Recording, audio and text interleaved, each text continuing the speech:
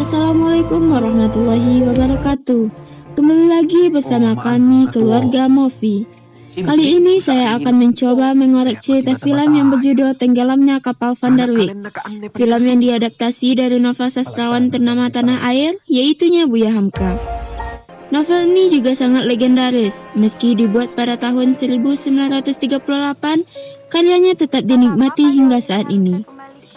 Film yang bergenre melodrama ini disutradarai oleh Sunil Suraya dan dirilis pada tahun 2014 lalu.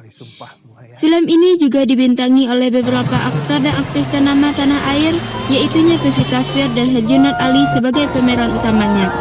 Bagaimana kisah selanjutnya? Ayo kita mulai. Film ini menceritakan perjalanan cinta seorang pemuda yang bernama Zainuddin, keturunan Minang dari ayah dan keturunan Makassar dari sang ibu. Pada tahun 1930, tepatnya di Makassar, Zainuddin berpamit pada orang tua angkatnya untuk merantau ke tanah Minang, yang mana itu adalah tempat asal-usul ayahnya, dengan harapan dapat merubah nasibnya di tanah Minang yang katanya negeri beradat dan kaya raya itu. Singkat cerita, sampailah Zainuddin di Batipu. Dengan menggunakan delman, sampailah Zainuddin di salah satu rumah keluarganya yang bernama Mande Jamila. Tapi ternyata Mande Jamila tidak begitu senang dengan kedatangan Zainuddin, karena Mande Jamila tahu bahwa kedatangan Zainuddin ke sini pasti akan lama, dan itu akan menjadi beban bagi Mande Jamila. Zainuddin yang dalam hatinya menyadari hal itu, akhirnya memberikan sedikit uang kepada Mande Jamila, dan sontak saja raut wajah serta sikap Mande Jamila pun berubah menjadi ramah dan menerima uang tersebut. Keesokan harinya, di pagi hari, Zainuddin ditemani pamannya melihat-lihat suasana asli di tempat tinggal barunya. Zainuddin pun tak sengaja, Zainuddin melihat seorang gadis cantik yang lewat menaiki delman tersenyum dengan kecantikan ciptaan alam lambaian Gunung Merapi. Dia juga adalah seorang anak yatim piatu yang dibesarkan oleh pamannya yang sering dipanggil Mak Datuk. Di kampung ini, Mak Datuk adalah salah satu tokoh adat yang masih memegang teguh hukum adat istiadat. Lanjut cerita, di malam hari, sepulang dari surau, setelah menuntut ilmu agama yang dicita-citakan Zainuddin, ternyata cuaca mendadak hujan, dan membuat Zainuddin harus berteduh di sebuah warung. Ternyata Hayati dan temannya juga sedang berteduh di warung itu. Kemudian Zainuddin pun menawarkan Hayati sebuah payung yang digunakannya tadi untuk digunakan kembali oleh Hayati, agar Hayati bisa pulang lebih dahulu. Karena pantang di sana seorang anak gadis harus pulang larut malam. Kemudian dengan tersipu malu, Hayati pun terima niat baik Zainuddin dan beranjak pulang dengan payung tersebut. Di keesokan harinya, adik Hayati datang mengantarkan payung itu kepada Zainuddin dan sepucuk surat cinta dari Hayati yang berisi rasa tentang terima kasih serta salam kenal untuk Zainuddin. Bak Gayung bersambut, Zainuddin pun membalas surat itu, sekaligus mengungkapkan perasaannya terhadap Hayati. Dan setelah itu, cinta mereka pun saling terbalas. Meski begitu, mereka tetap memegang teguh santun dan norma-norma adat yang saling menghargai satu sama lain. Maka terjagalah kesucian cinta mereka. Lanjut cerita, di suatu malam di sebuah surau, Zainuddin hendak berbaur dengan pemuda setempat untuk menambah teman tentunya. Tapi ternyata pemuda di sana menolak kedatangan Zainuddin. Hanya karena Zainuddin sudah berdarah Makassar, tidak asli Minangkabau. Zainuddin pun hanya bisa tertekun dengan kalimat itu. Dengan terluka, Zainuddin mulai beranjak dengan rombongan pemuda itu. Di keesokan harinya, saat Zainuddin baru pulang mengaji, tak sengaja ia berjumpa dengan Hayati dan saling mengobrol. Namun di saat itu, ternyata ada salah satu paman Hayati yang melihat hal itu, lalu melapor pada Mak Datuk dan mengajak paman yang lainnya untuk bermusyawarahkan hal itu. Tak lama, Mak Datuk pun memanggil Hayati dan mengatakan bahwa Mak Datuk telah mengusir Zainuddin dari kampung ini. Kemudian dia menasehati Hayati bahwa Zainuddin itu bukanlah pemuda yang baik, karena Zainuddin tidak jelas asal-usulnya. Dia tidak murni berdarah Minangkabau, ditambah tidak berpunya harta pula. Sungguh kalimat yang menyakitkan. Di pagi harinya, di sebuah persimpangan jalan, Hayati menghampiri Zainuddin untuk melepas kepergiannya. Disinilah Hayati menjatuhkan sumpah pada dirinya. Zainuddinlah yang akan menjadi jodohnya, jika tidak di dunia maka di akhirat kelak. Zainuddin menganggap sungguh berat sumpah Hayati itu. Namun Hayati tetap teguh karena besar rasa cintanya terhadap Zainuddin. Sambil bercucuran air mata, Zainuddin meminta selendang Hayati untuk dijadikannya sebuah azimat. Mereka pun berjanji akan berkabar melalui surat. Setelahnya dan akhirnya mereka pun berpisah.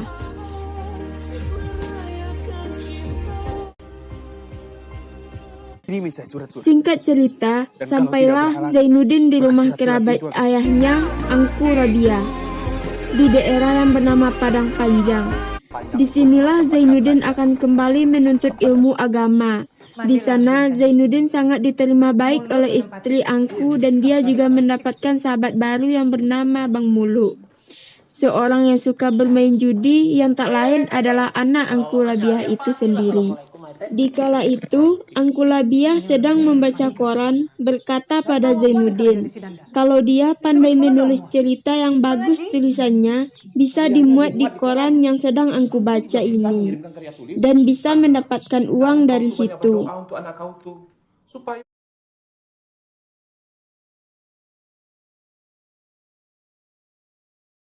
Astagfirullahaladzim, udah. 10 hari untuk datang ke pacuan kuda dan pasar keramat dan menghilangkan gundah yang bersarang.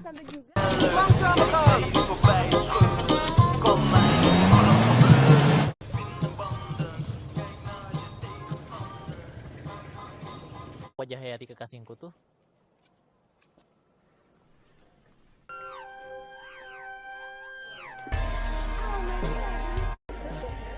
Itu sahabatku, Hayati. Mari. Cantik sekali. Gaun ini indah. Hayati! Oh.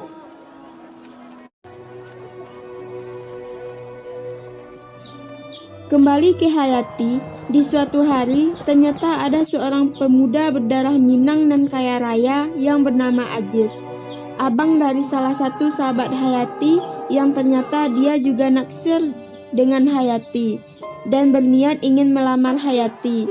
Namun di saat yang bersamaan pula, lamaran seorang pemuda kampung bernama Zainuddin itu yang memiliki cinta begitu tulus terhadap Hayati pun datang kepada keluarga Hayati.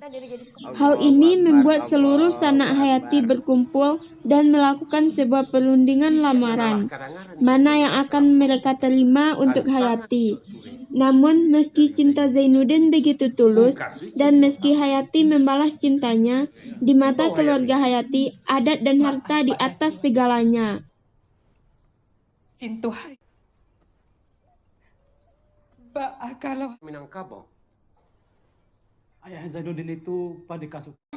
Dan akhirnya Azizlah yang diterima oleh keluarga Hayati untuk menjadi menantunya.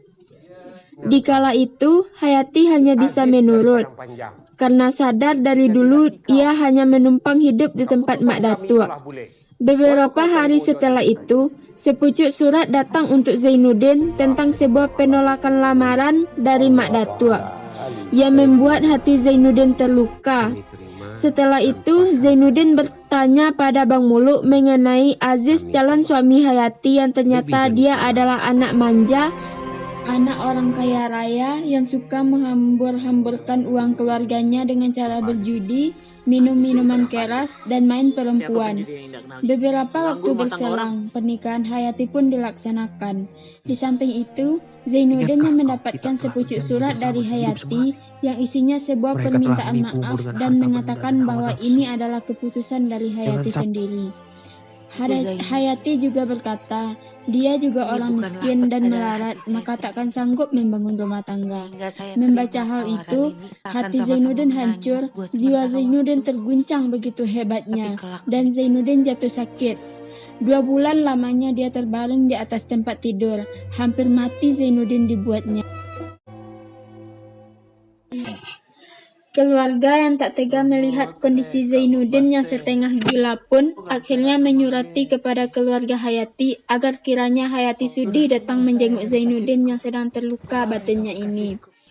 Setelah itu, Hayati yang masih mencintai Zainuddin itu datang bersama suaminya untuk menjenguk. Awalnya Zainuddin merasa senang akan kedatangannya.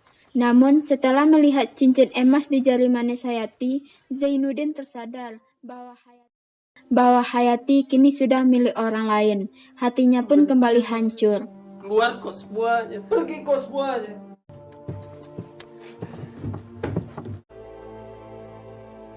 Kita pulang sekarang.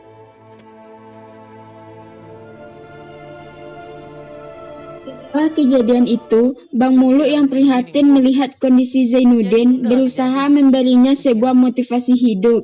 Bang Muluk meyakinkan Zainuddin bahwa dunia itu luas, wanita itu masih banyak. Zainuddin harus bisa menunjukkan pada wanita itu kalau Zainuddin juga bisa sukses dan membuatnya menyesal dan merangkak mengemis cinta untuk kembali kepada Zainuddin.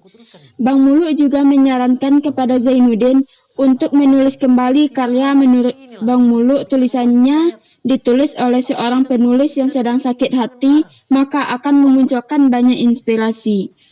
Mendengar perkataan Bang Muluk, akhirnya Zainuddin pun memutuskan untuk bangkit kembali.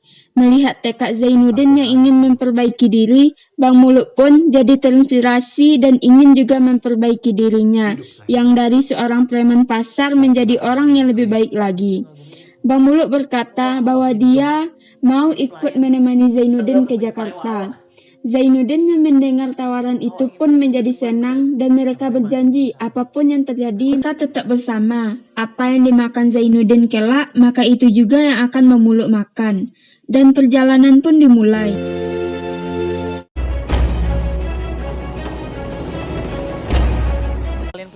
Singkat cerita, sesampainya di Jakarta, Zainuddin pun mulai bekerja sebagai penulis koran cerita di salah satu koran harian ternama di sana. Tak disangka, tulisan Zainuddin yang berasal dari pengalamannya dapat memikat hati banyak pembaca. Saking larisnya, pihak redaksi memutuskan bahwa cerita Zainuddin itu akan dikemas dalam bentuk novel. Dan novel pertama Zainuddin itu diberi judul Terusil. Zainuddin tidak mencantumkan namanya di novel tersebut, hanya mencantumkan inisial Z untuk menutupi identitasnya.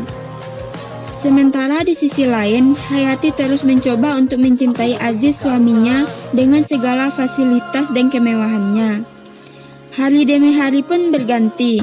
Zainuddin pun semakin ternama di kalangan jurnalis hingga sampai pada suatu masa di mana seorang jurnalis sekaligus pengusaha senior menawarkan Zainuddin untuk mengurus sebuah percetakan yang sudah tak terurus di Surabaya.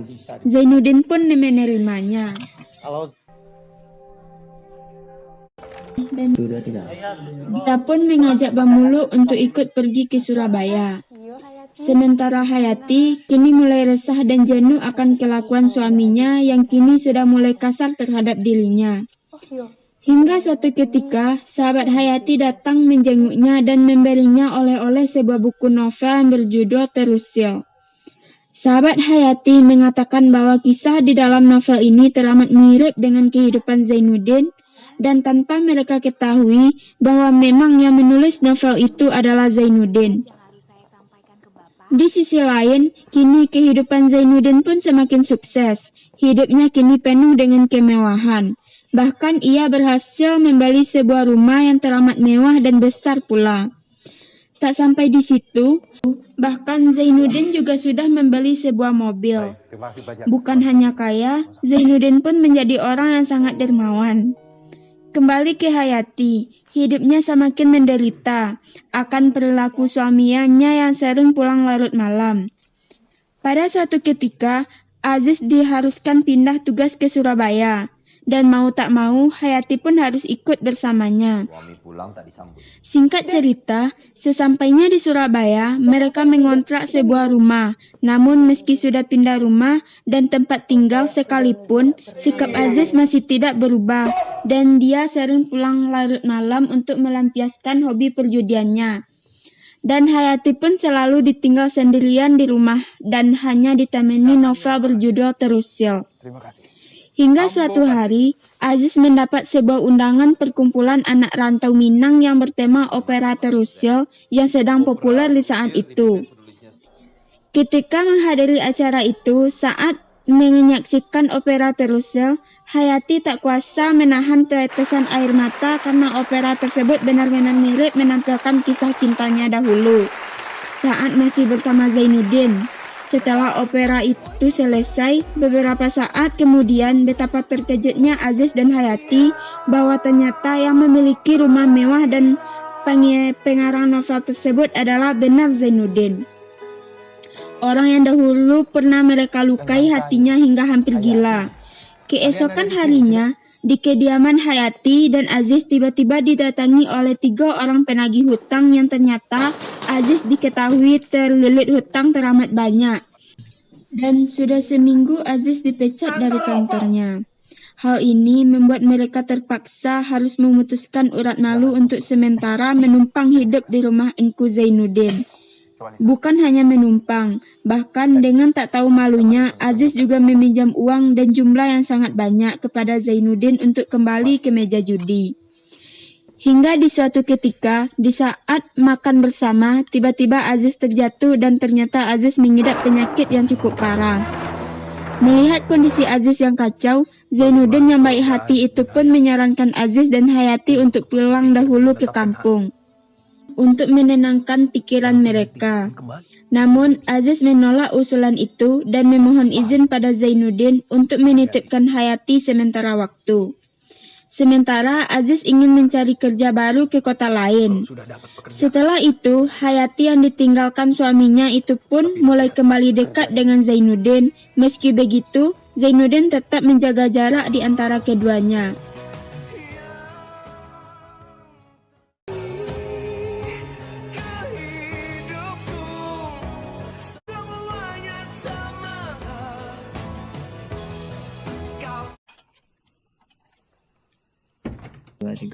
Namun, Mbah Muluk yang tak tega melihat kesedihan Hayati akhirnya mengajak Hayati ke sebuah ruangan rahasia yang dilarang bagi siapapun yang masuk tanpa seizin Zainuddin. Di dalam ruangan itu, Bang Muluk menunjukkan sebuah foto yang selama ini ditutupi oleh tirai yang ternyata itu adalah foto Hayati yang menunjukkan bahwa sebenarnya hingga saat ini Zainuddin masih mencintai Hayati. Dan Hayati yang melihat itu pun akhirnya bisa menangis haru bercucuran air mata.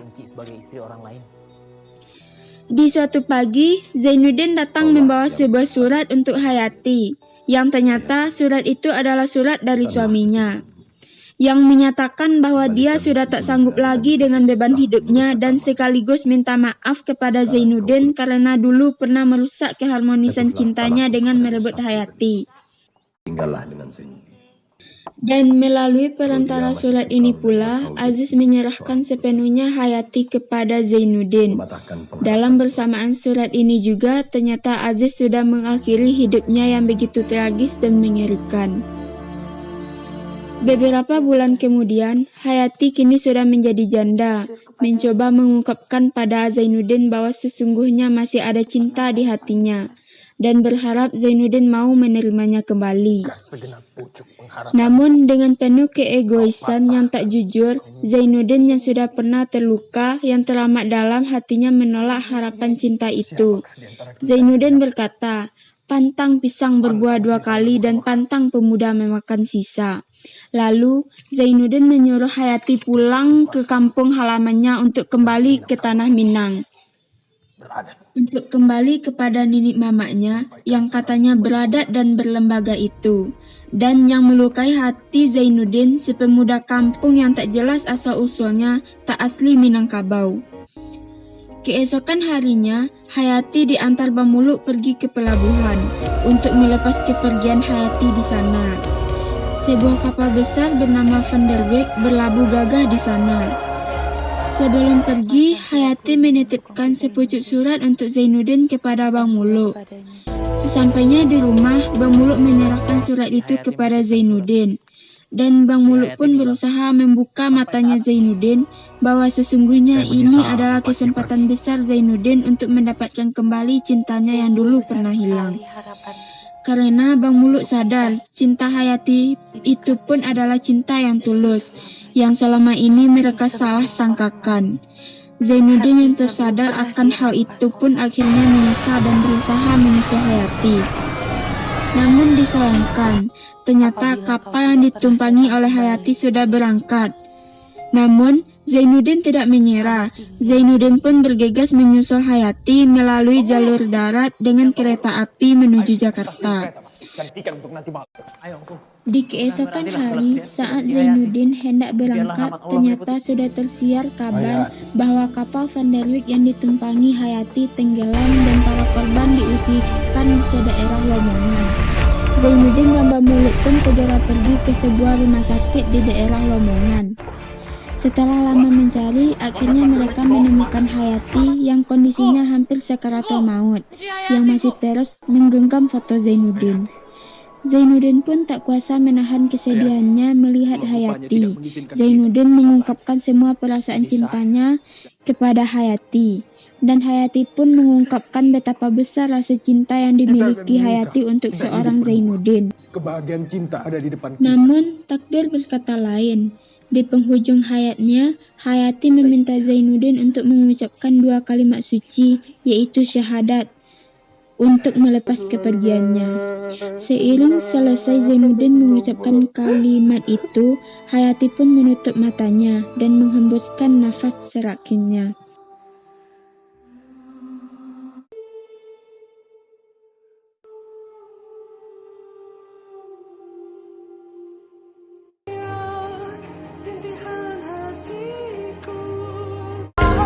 Setelah kejadian itu, Zainuddin mulai bangkit kembali. Kini mulai menyelesaikan karangan barunya yang diberi judul Tenggelamnya Kapal Van der Weyck. Dan Zainuddin juga mendirikan panti asuhan yang diberi nama Hayati. Film pun selesai.